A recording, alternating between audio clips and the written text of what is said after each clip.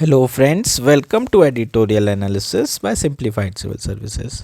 आज 28 दिसंबर को दो आर्टिकल डिस्कस करेंगे। फर्स्ट आर्टिकल जो डिस्कस किया जाएगा वो है gentleman politician Manmohan Singh open up India economy 1991। इस आर्टिकल में हम former prime minister Manmohan Singh, उनके लेगेसी के बारे में बात करेंगे, हाईस के बारे में और लोस के बारे में। आया क्यों है ये तो आप जानते हैं, गुरुवार के दिन उनका निधन हो गया था और इसलिए ये बहुत इंपॉर्टेंट आर्टिकल है ये आपके प्री और मेंस दोनों पर्सपेक्टिव से। नेक्स्ट आर्टिकल जो डिस्कस किया जाएगा वो है should the wealth tax be reinstated in India.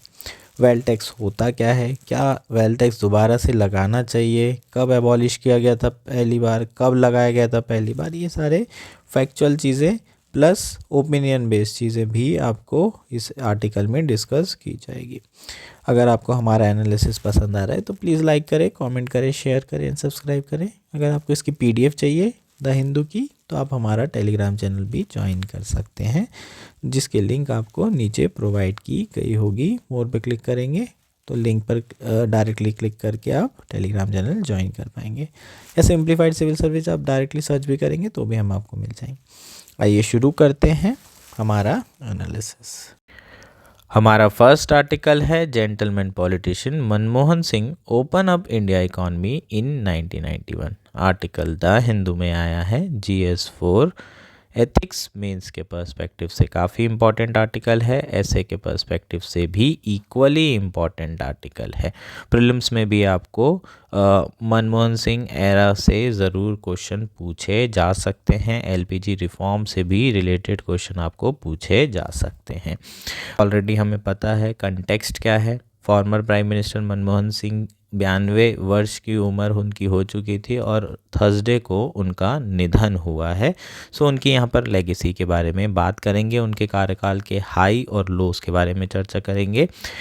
Farmer prime minister Manmohan Singh 92 who passed away on Thursday, though known as a reluctant politician, pushed through the Indo-US nuclear deal in 2008, the high point of his 10-year prime ministership. So prime minister रह चुके हैं मनमोहन सिंह जी 2004 से 14 के बीच में, और उनके इस 10 साल के कार्यकाल में जो हाईएस्ट पॉइंट था वो था 2008 की इंडो US न्यूक्लियर डील। बहुत इम्पॉर्टेंट ये डील थी इंडिया के लिए, और इस डील को पुश करने में मनमोहन सिंह जी का बहुत बड़ा रोल रहा है। उस समय UPA 1 गवर्नमेंट थी और कांग्रेस मेजॉरिटी में थी। तो कांग्रेस की ये जो सरकार थी इसमें जो लेफ़्ट गवर्नमेंट थी वो बाहर से समर्थन कर रही थी, सरकार के अंदर नहीं थी। और जब Indo US nuclear deal push किया जा रहा था तो लेफ़्ट की जो पार्टी थी उन्होंने ये कह दिया था कि हम सरकार को समर्थन नहीं करेंगे। तो जो प्राइम मिनिस्टर थे उस समय मनमोहन सिंह जी, उन्होंने सपा का समर्थन पाया था, और सपा और कांग्रेस के बीच में उसके पहले तक बहुत ज़्यादा मिसट्रस्ट पाया जाता था, बहुत ज़्यादा सस्पिशन था। स्पेशली मुलायम सिंह जी इतना ट्रस्ट नहीं करते थे कांग्रेस पे। 1996 में भी उन्होंने कहा था कि हम कांग्रेस को समर्थन करेंगे, लेकिन उसके बाद उन्होंने अपना समर्थन खींच लिया था। तो यहाँ पर ऐसा लग रहा था कि समाजवादी पार्टी सपोर्ट नहीं करेगी और कांग्रेस की सरकार गिर सकती है इस अकेले मुद्दे पे। उसके बावजूद भी मनमोहन सिंह जी ने ये रिस्क ली, इंडो US न्यूक्लियर डील को कैरी फॉरवर्ड किया गया, आगे बढ़ाया गया, और उसके साथ साथ उन्होंने अपनी सरकार को भी बचाया। तो कहीं ना कहीं एक इकोनॉमिस्ट तो थे ही, और स्टेट्समैन और पॉलिटिशियन भी जो है वो कन्वर्ट हो चुके थे, और वो इस एग्जाम्पल के थ्रू हमें समझ में आता है। However, the original Mr. Clean in Indian politics, Dr. Singh would be best remembered as a person who opened up Indian economy in 1991 as a Prime Minister P.V. Narasimha Rao, trusted finance minister. So, आज भी लेकिन मनमोहन सिंह जी को जो याद किया जाता है वो 1991 रिफॉर्म्स के लिए याद किया जाता है। इसके साथ साथ 2004 में जब उन्होंने टेक ओवर किया था, प्राइम मिनिस्टरशिप ली थी, उस समय एक जो चेंज हुआ था वो था इंडिया की फॉरेन पॉलिसी में। वो भी एक टर्निंग पॉइंट था इंडिया की फॉरेन पॉलिसी के लिए। Slowly but surely there was a gradual departure from the Nehruvian approach of non alignment as his government sought to forge ties with super power including US on more equal footing. धीरे धीरे करके जो Nehruvian approach रही थी non alignment की foreign policy में, उस approach से धीरे धीरे डाइवर्ट हुए, डिपार्चर हुआ, और जो यूनाइटेड स्टेट्स हैं या वेस्टर्न कंट्री है उनके साथ और बेहतर संबंध बनाने की कोशिश की गई। वो भी इक्वल फुटिंग में ये संबंध बनाने की कोशिश की गई इनके कार्यकाल में। बहुत ही ब्रिलियंट स्टूडेंट रहे हैं। इकोनॉमिक्स की इन्होंने जो फर्स्ट क्लास डिग्री है वो कैम्ब्रिज से ली। डीफिल जो है इन्होंने ऑक्सफोर्ड से किया इन अर्ली 1960s में। और जब फाइनेंस मिनिस्टर बने उसके पहले इन्होंने टॉप इंस्टीट्यूशन में जो है काम किया था। चीफ इकोनॉमिक एडवाइज़र रह चुके थे, डिप्टी चेयरमैन रह चुके थे प्लानिंग कमीशन के, रिजर्व बैंक ऑफ इंडिया के गवर्नर रह चुके थे और यूनियन फाइनेंस सेक्रेटरी भी रह चुके थे। 58 की एज तक के उन्होंने ये सारी पोस्ट पर काम किया था। उसके बाद फाइनेंस मिनिस्टर उन्हें बनाया गया। In 2010, former president of US Barack Obama on the sidelines of the G20 summit in Toronto, Canada, praised Dr. Singh deep knowledge। उस समय जो ओबामा थे उन्होंने G20 समिट में कहा था कि I can tell you that here at G20 when Prime Minister speaks people listen। जब मनमोहन सिंह जी कुछ बोलते हैं तो सारे लोग सुनते हैं। ये बराक ओबामा उस समय के यूएस के प्रेसिडेंट थे, उनके ये शब्द थे। और ये काफ़ी बड़ी बात है ना, सबसे पावरफुल कंट्री के सबसे पावरफुल प्रेसिडेंट के द्वारा इस तरीके की बातें कही गई थी।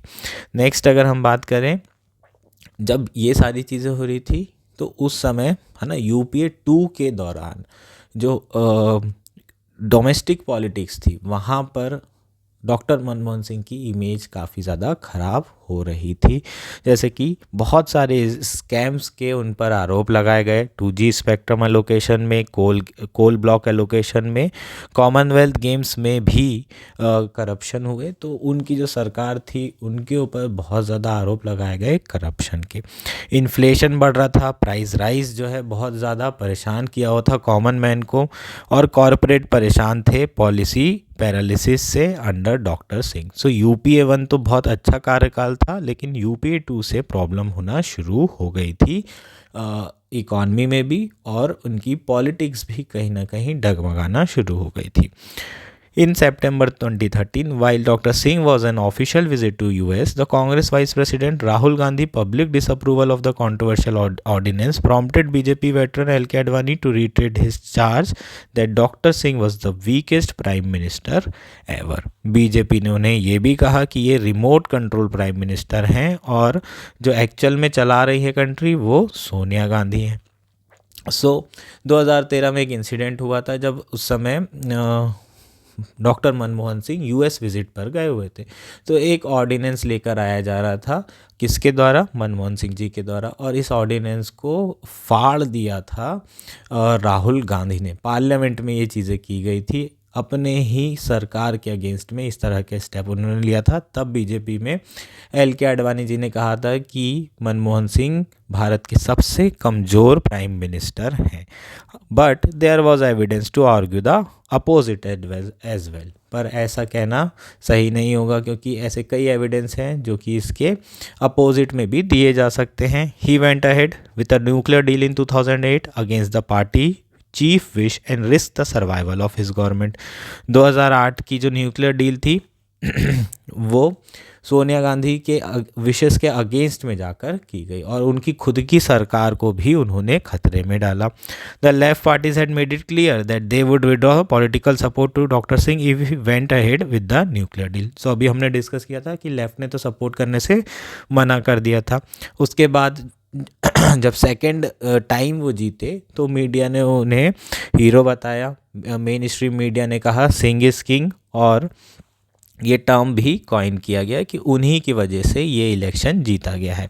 इन July 2009 against his party wishes and popular mood doctor Singh took his chances with Pakistan and sign the joint statement with his then Pakistani counterpart Yousuf Raza Gilani at Sharm el Sheikh. सो 2009 में पाकिस्तान के साथ उन्होंने डायलॉग शुरू किया।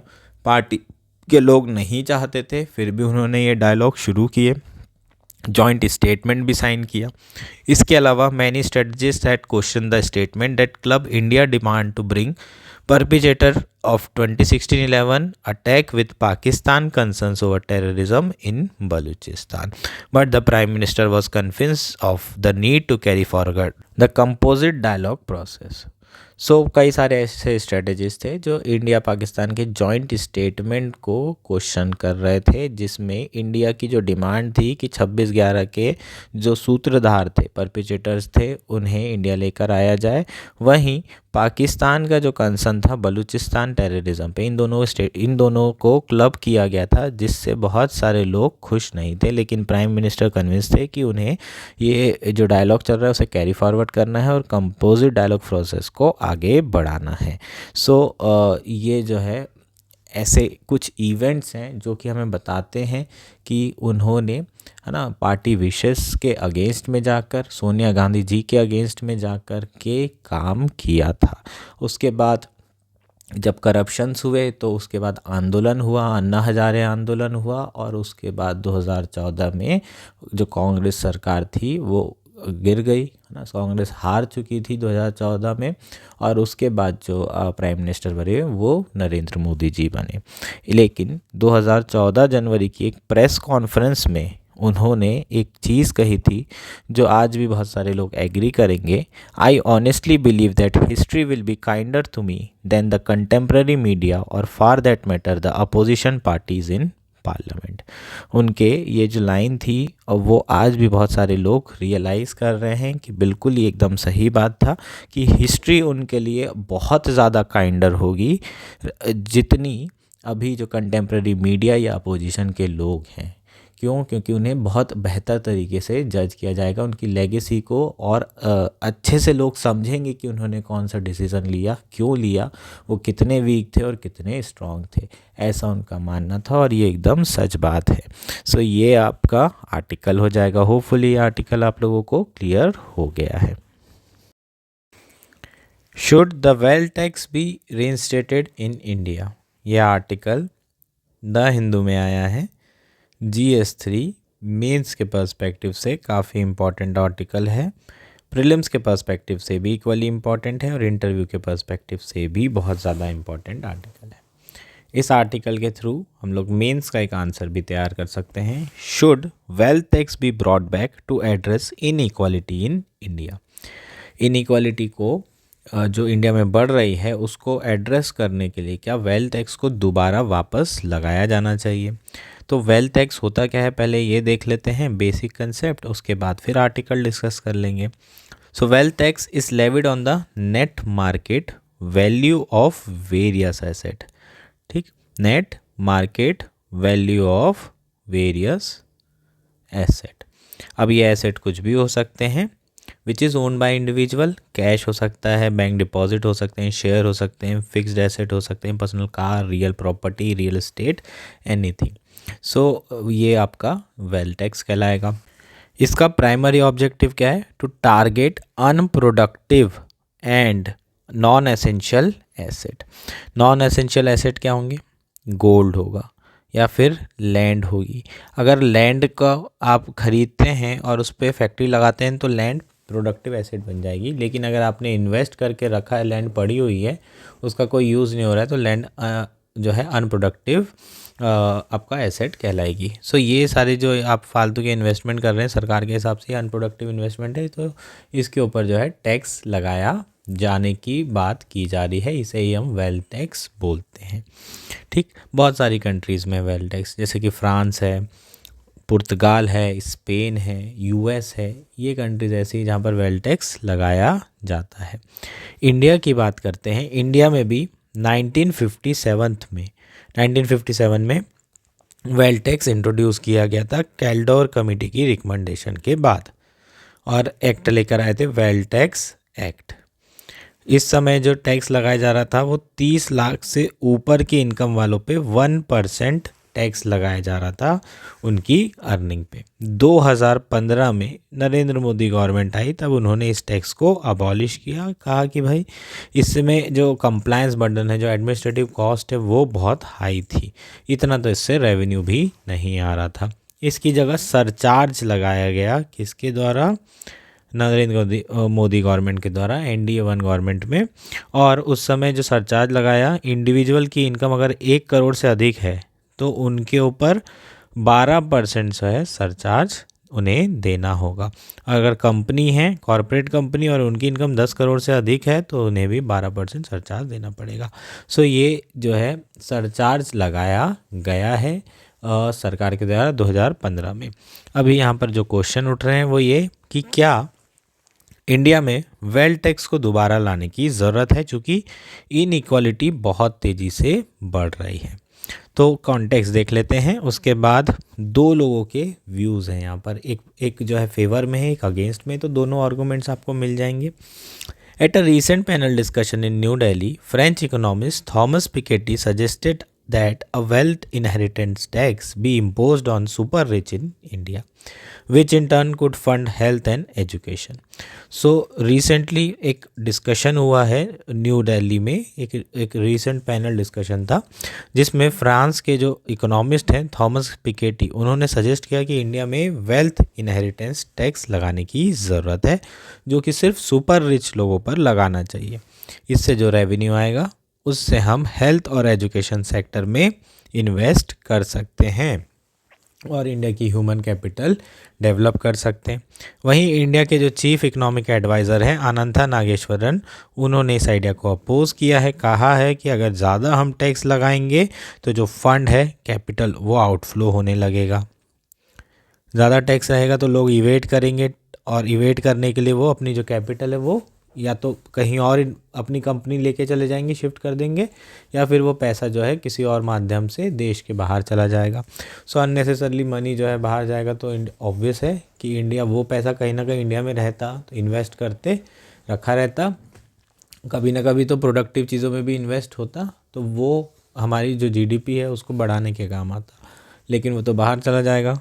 तो हायर टैक्स के कारण जो फंड है वो आउटफ्लो हो सकता है, और इसलिए वेल्थ टैक्स नहीं लगाना चाहिए according to chief economic adviser.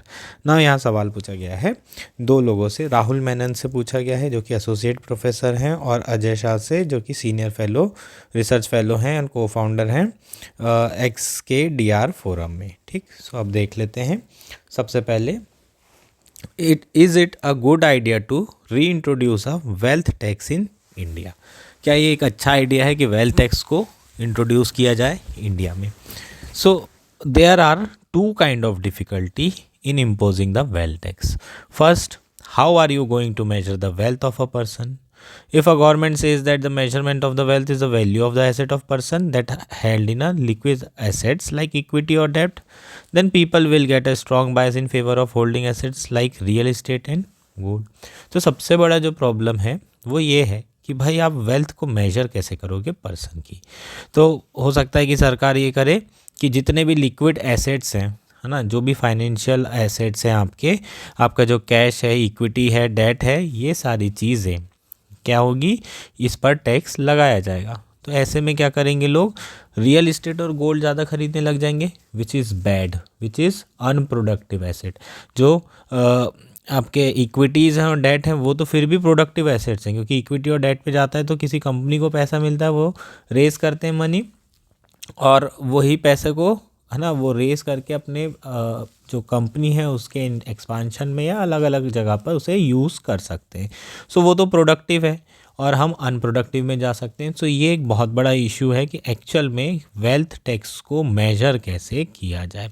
Second issue क्या है, people would just leave. If we say that we will tax the elite at higher rate, many will just leave and all the prospect of progress will get damaged. और ना सारी की सारी कंपनियां यहाँ से शिफ्ट होने लग जाएगी। अगर हम ज़्यादा टैक्स लेने लगेंगे, लोग शिफ्ट करने लग जाएंगे। बहुत सारे लोग तो ऑलरेडी दुबई शिफ्ट होने लगे भी हैं इसी समय से। अपने टैक्स को बचाने के लिए भी इस तरीके से लोग कर रहे हैं। ठीक, तो ये एक व्यू हो गया कि वेल्थ टैक्स लगाना सही नहीं है। उसके 2 रीज़न यहाँ पर दिए हैं कि लोग भाग जाएंगे, दूसरा कैसे लगाओगे, उसको मेजर कैसे करोगे। नेक्स्ट है कुछ पॉइंट्स ऑफ फेवर में देख लेते हैं। There is a case for right now simply because the level of concentration of wealth are extremely high.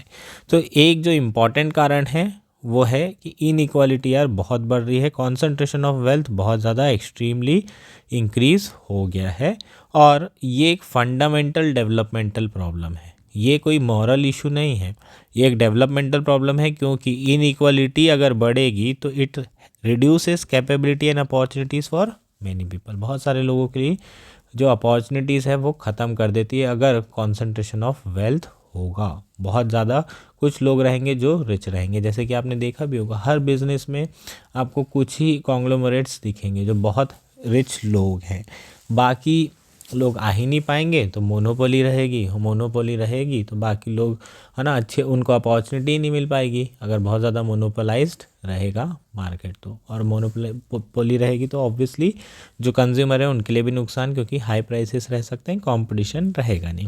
Next बात कर लेते हैं। India had a wealth tax before it was abolished in 2016-17 but the collection were less than just 1% of gross tax collection. So the government has said that the cost of collection of the wealth tax was real high. What were the issue then? So सरकार ने उस समय भी, मैंने आपको बताया कि 2016 में 15-16 में जो है उन्होंने टैक्स को अबॉलिश किया था। कहा था कि 1% जो ग्रॉस टैक्स कलेक्शन हो रहा है उसका 1% से भी कम यहाँ से रेवेन्यू मिल रहा है हमें, और उससे ज़्यादा तो हमारी कॉस्ट लग जाती है कलेक्शन की। कोई मतलब नहीं है, ऐसे टैक्स को हटा देना ही बेहतर है। ठीक, तो उस समय क्या इश्यूज़ थे? तो इशू तो यार सेम ही थे, किस तरीके से आप डिफ़ाइन करोगे वेल्थ को। ठीक, ये तो था ही। How do you define who is the owner of this wealth? It is easy to shift my wealth from one form of holding to another. I exercise effective control and name alone it is with someone else so that enables me to evade tax. This problem will continue to persist if we impose a wealth tax again. So उस समय बहुत यही problem थी कि आप wealth को define कैसे कर रहे हैं। बहुत आसान हो जाता है, एक फॉर्म ऑफ होल्डिंग से दूसरे फॉर्म ऑफ होल्डिंग। मान लो आपने वेल्थ को रियल इस्टेट और जो लैंड है आपकी और गोल्ड है आपके पास, इन सारी चीज़ों को में आपने टैक्स लगाना शुरू किया, तो सारा का सारा लोग क्या करेंगे, इसको बेच बाच के लैंड्स की जगह कहाँ पर इन्वेस्ट करने लगेंगे, बॉन्ड और इक्विटीज़ में या दूसरी जगह इन्वेस्ट करने लगेंगे। तो बेसिकली लोग टैक्स बचाने के लिए एक होल्डिंग से दूसरी होल्डिंग में तुरंत चल जाएंगे, जिससे वो आसानी से टैक्स को इवेट कर सकते हैं, और इसी कारण से हमारा जो कलेक्शन हुआ वो 1% से कम है। The problem has also affected the developed world. ये प्रॉब्लम सिर्फ इंडिया में नहीं है, पूरी दुनिया में है। Collection from wealth tax are very low. In much of the literature that has been motivated by Piketty ideas, there are other interesting propositions that have come up to plug all this loophole. लेकिन जो Piketty के ideas हैं, जो literature है, उसमें बहुत सारे ऐसे चीज़ें भी दी हुई है जिससे इन लूप होल्स पे काम किया जा सकता है। जैसे कि उन्होंने कहा है कि भाई एक कॉम्प्रिहेंसिव टैक्स लगाओ, don't distinguish between labour and capital, tax real estate at the same rate as equity asset. So इस तरह के जो आइडियाज़ हैं उसके थ्रू हम इन इश्यूज़ को रिजॉल्व कर सकते हैं जो ऊपर मैंने डिस्कस की। नेक्स्ट जो राइटर हैं उनका क्या कहना है सेम इशू में, I am not convinced that inequality is an important problem for India, growth is the only problem that we should focus on. इनका कहना है कि भाई इनइक्वालिटी प्रॉब्लम अभी है नहीं, अभी जो हमारे लिए सबसे इम्पॉर्टेंट प्रॉब्लम है वो है growth. All measures of wellbeing, infant mortality, female empowerment और any measure of wellbeing respond to growth alone. कोई भी मेजर हो आपके, है ना, चाहे वो इन्फेंट मोर्टेलिटी हो, फीमेल एम्पावरमेंट हो, अगर ग्रोथ हो रही है तो ये सारी चीज़ें, अगर लोगों के पास पैसा आ रहा है तो ये आपको इन सारे इश्यूज़ को कम होते हुए आपने देखा होगा। अगर लोग एजुकेटेड होंगे, पैसा आएगा, एजुकेशन देंगे बच्चों को, और फिर आने वाली जनरेशन में ये चीज़ें आपको नहीं देखने को मिलेगी, फीमेल एम्पावर्ड मिलेंगी। सो सब कुछ ग्रोथ और डेवलपमेंट से ही जो है ये सारे रिफॉर्म्स या फिर ये सारे इश्यूज़ रिजॉल्व हो रहे हैं। So redistribution never made a country better. Redistribution of income किसी कंट्री को बहुत बेहतर नहीं किया है, ऐसा इनका मानना है। When there is a dislike of elites it created unlivable country and this is not a path to progress. अगर किस एलाइड्स के लिए कंट्री में डिसलाइकनेस बढ़ जाती है तो ऐसी कंट्री के लिए जो प्रोग्रेस करना है वो मुश्किल हो जाता है।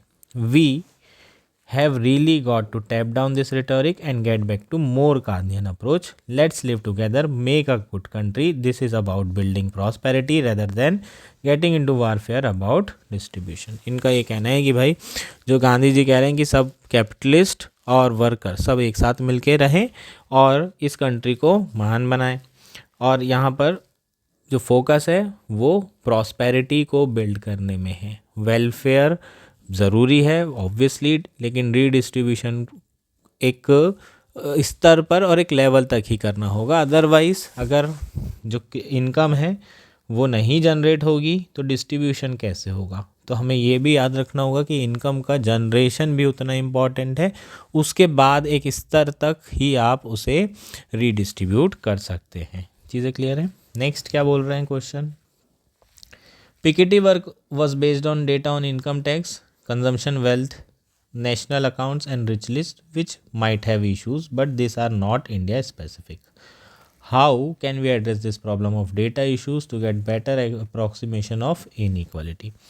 At the upper end of the distribution there is no hope of meaningful data. तो जो ऑथर है उनका ये कहना है कि भाई अगर आप अपर एंड ऑफ डिस्ट्रीब्यूशन की बात करें, मतलब एलाइड्स की बात करें, तो यहाँ पर इनकम कितनी होगी ये मेजर कर पाना बिल्कुल आसान नहीं है। So the field investigator is never going to get this data and people are not going to realistically report their income, है ना। तो जो allieds हैं वो इतनी इनकम तो इधर उधर छुपा लेते हैं कि कभी आपको सही तो पता चल ही नहीं पाएगा।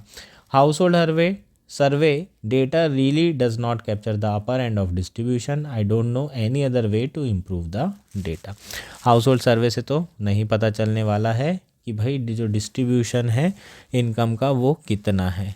लोग अप्रॉक्सीमेटली चीज़ें करते हैं, फोर्ब्स की लिस्ट रहती है उसमें लिखा रहता है कि इनका इतना जो है इनका इनकम है, इतनी इनकी वेल्थ है, लेकिन आप उसके अलावा ऐसे आपको डेटा नहीं मिलेगा और उस पर कितना रिलाई किया जा सकता है ये भी कहना मुश्किल है। Yes, the survey don't give you a true picture of what's happening at the top. तो जो नेक्स्ट ऑथर है उनका भी यही कहना है कि भाई सर्वे से तो नहीं होगा but there are always ways. इनका ये कहना है कि कुछ ना कुछ तरीका तो निकाला जा सकता है जिसके थ्रू आप प्रॉपरली लोगों की जो एलाइट्स हैं उनकी इनकम को क्या कर सकें, मेजर कर सकें। Piketty and other academic use the data from various wealth list, then using economic techniques of interpolation they combine this with survey to get some amount of data over a period. Now it is very clear that these are approximations but they do give us a picture. One of the most important ways to do it is through international collaboration. The US has tried doing that by signing agreements with other economies to develop more transparency. So यहाँ पर क्या बात कही जा रही है कि जो सर्वे है उससे तो हमें डेटा नहीं मिल सकता एलाइट्स लोगों का कि इनकी इनकम कितनी है, एग्जैक्ट तो हम नहीं जानते, लेकिन दूसरे तरीके अपनाए जा सकते हैं। जैसे यहाँ पिकेटी और अदर एकेडमिक्स ने जो डेटा है वो वेल्थ लिस्ट से, जैसे फोर्ब्स टाइप का मैंने बताया, उसी लिस्ट से उठाया है। फिर उन्होंने इकोनॉमिक टेक्निक्स ऑफ इंटरपोलेशन का यूज़ किया और फिर जो है ना आप फिर सर्वे करेंगे तो आपको थोड़ा बहुत आइडिया लग सकता है कि कितना जो है एक्चुअल इनकम हो सकता है। हालांकि यहाँ पर अप्रॉक्सीमेशन आपको लेना पड़ेगा, लेकिन आपको कहीं ना कुछ पिक्चर तो क्लियर होने लगेगी, एक आइडिया, रफ आइडिया लग जाएगा। So one of the most important ways to do it is through international collaboration. अगर इंटरनेशनल कोलोब्रेशन किया जाता है, एग्रीमेंट किया जाता है, जैसे यूएस ने बहुत सारी कंट्री के साथ किया है, तो ट्रांसपेरेंसी और ज़्यादा बढ़ सकती है कि एक ही बिजनेस पर्सन के कितने अकाउंट है पूरी दुनिया में। अगर वो सारे अकाउंट का पैसा मिल जाएगा तो पता चल जाएगा कि कितनी वेल्थ है भाई इसके पास। और कितना जो है इनके पास बाकी रियल इस्टेट का पैसा है, वो सारी जानकारी मिल जाएगी। तो एक इंटरनेशनल कोलोब्रेशन होगा और अगर एग्रीमेंट साइन करती है इंडिया तो डेटा हमें रियल मिल सकता है। नेक्स्ट बात करते हैं। There are two main contentions against the wealth tax. The first is flight of capital and second is that when certain thresholds are imposed, some people or organization will be incentivized to stay below that, which will widen the gap between the bottom half and the top half. How do you respond to this. So जो wealth tax है उसके साथ दो issues हैं यहाँ पर बात की गई है। पहला है तो कैपिटल फ्लाइट होगी, ऑब्वियसली लोग छोड़ छोड़ के भागेंगे इंडिया से क्योंकि यहाँ टैक्स ज़्यादा देना पड़ रहा है। दूसरा ये हो सकता है कि कुछ ऐसी कंपनियाँ रहेंगी, क्योंकि टैक्स लग रहा है तो वो कंपनी कभी एक्सपांशन करेगी नहीं, स्पेशली जो एमएसएमई होती हैं, है ना, तो वह एक्सपांशन नहीं करेगी, अपना बड़ी कंपनी नहीं बनेगी, बड़ी मल्टीनेशनल कंपनी नहीं बन पाएगी, और वो सोचेगी कि यार यहीं रहना ज़्यादा बेटर है, यहाँ अच्छा खासा हम लोग प्रॉफिट बना ले रहे हैं। तो इनिशियली वो क्या करेंगे, कोशिश नहीं करेंगे अपने ऑर्गेनाइजेशन को बढ़ाने की। तो ऐसे में होगा क्या, जो बॉटम हाफ है और जो टॉप हाफ है इनमें और इनइक्वालिटी बढ़ जाएगी, जबकि हमारा पर्पस था इनइक्वालिटी को कम करना। तो इस तरह के इश्यूज़ को कैसे रिस्पॉन्ड किया जा सकता है, हम देख लेते हैं। दोनों जो ऑथर हैं उनके अलग अलग विचार हैं इस पर। Yes, there may be a flight of capital, but there are some research papers that say that the scale of this is not too large in countries such as UK and in Norway. In Norway, for instance, there is a lot to keep people there. There is a lot of public infrastructure. There is a reason to state that even if your tax rise. This is not the case in India. Wealth tax by itself means nothing unless it is used properly. So the idea is to use the wealth tax and invest in health and education to create a more educated and a healthy workforce. This give a reason for people to continue to invest here even if the wealth tax is raised. So इनका ये कहना है कि भाई capital तो flight होगी, ये तो है एक इशू, लेकिन कुछ रिसर्च पेपर में पाया गया कि यूके और नॉर्वे जैसी कंट्री में वेल्थ टैक्स लगाया गया, लेकिन वहाँ पर कैपिटल बहुत ज़्यादा फ्लाइट नहीं हुई। नॉर्वे में नहीं लगाने का कारण ये कि वहाँ पर लोग इसलिए भी रहना चाहते हैं कि जो गवर्नेंस है वो बहुत अच्छा है, पब्लिक इंफ्रास्ट्रक्चर बहुत बढ़िया है, तो लोग पैसा देना चाहते हैं अगर सर्विसेज उनको मिलती है। तो अगर इंडिया भी जो पैसा रेज कर रही है उसे एजुकेशन और हेल्थ सेक्टर में लगा दे तो ह्यूमन कैपिटल डेवलप होगी, और ह्यूमन कैपिटल डेवलप होगी तो इंडिया में रहने की वजह मिल जाएगी जो इन्वेस्टर्स हैं उनको, है ना, जो कंपनी वाले हैं उनको, जो कॉरपोरेट वाले हैं उनको। वो ये सोचेंगे कि यार यहाँ पर अच्छे खासे लेबर मिल रहे हैं, बाहर क्यों जाएं, बाहर के लेबर महंगे भी होते हैं, इंडिया में तो लेबर भी सस्ते मिल जाते हैं। सो ये एक जो कैपिटल फ्लाइट वाला इशू है वो नहीं होगा अगर इंडिया जो है उसको हेल्थ और एजुकेशन सेक्टर में इन्वेस्ट करती है। तो नेक्स्ट बात कर लेते हैं, जो दूसरे राइटर है उनका कहना है कि भाई inequality is a fact of life. Inequality तो होगी ही होगी, आप कुछ भी कर लीजिए, इनइक्वालिटी कभी ख़त्म नहीं की जा सकती।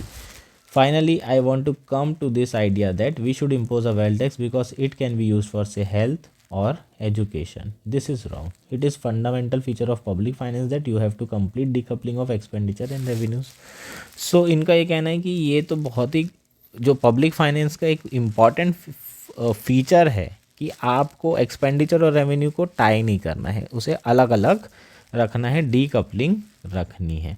तो वो आइडिया के ही अगेंस्ट में है इस तरह का वेल्थ टैक्स लगाना, कि आप वेल्थ टैक्स लगा रहे हैं और फिर एजुकेशन में ही उसे खर्चा करेंगे और उसे हेल्थ में ही खर्चा करेंगे.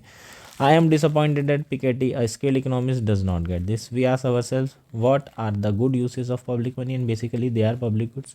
I think there are only 3 good taxes in India: personal income tax, GST, and property tax. It is possible to implement this under Indian condition as long as the rates are kept low with reasonably low distortion. तो इनका ये कहना है कि wealth tax लगा तो सकते हैं पर रेट इतने कम रखना पड़ेगा और अननेसेसरली उसकी जो कॉस्ट ऑफ कंप्लायंस आएगी वो बहुत ज़्यादा हाई होगी. इंडिया में सिर्फ 3 सही टैक्सेस हैं, गुड टैक्सेस हैं, वो है इनकम टैक्स, जीएसटी और प्रॉपर्टी टैक्स. इसके अलावा जितने भी टैक्सेस हैं सब जो है बेकार टैक्स हैं, जिसे पब्लिक फाइनेंस लिटरेचर में बैड टैक्स भी कहा जाता है.